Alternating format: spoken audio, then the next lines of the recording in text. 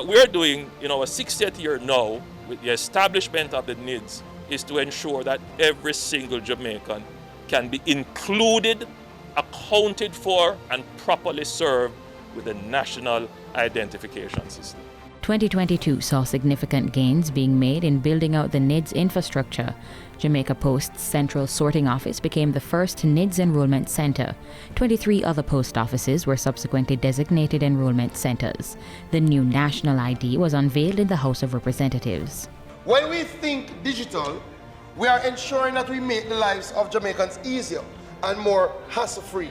Government inked a contract with Fujitsu Limited to digitize 2 million records relating to births, deaths, marriages and adoptions at the Registrar General's Department, and signed an MOU with the Jamaica Bankers Association to pilot the identity verification and authentication services of NIDS. And Operation Birthright was rolled out, providing birth certificates free of cost to thousands of undocumented Jamaicans in preparation for NIDS.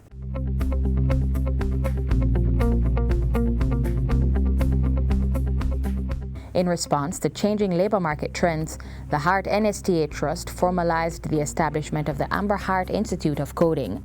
The first cohort of 500 students was recruited and 25 coding trainees graduated from the academy.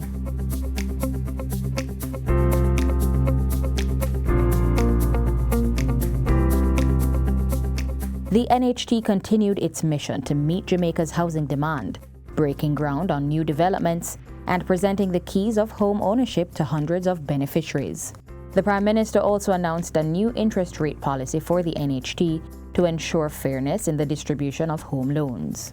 So that people who sell in the market, the domestic helper, the mechanic, your barber, the shopkeeper, can also get an NHT benefit.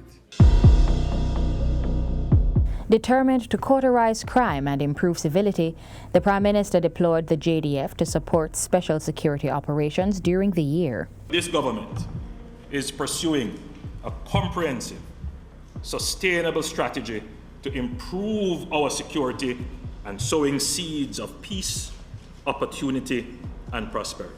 The undeniable value of the zones of special operations is impatient of debate. And the fact is that they are desired by the residents in the affected community. The JDF's capacity was amplified as 256 new Jamaica National Service Corps graduates transitioned to the force. And the Army received the Gender Certification Seal, signaling its commitment to gender equality.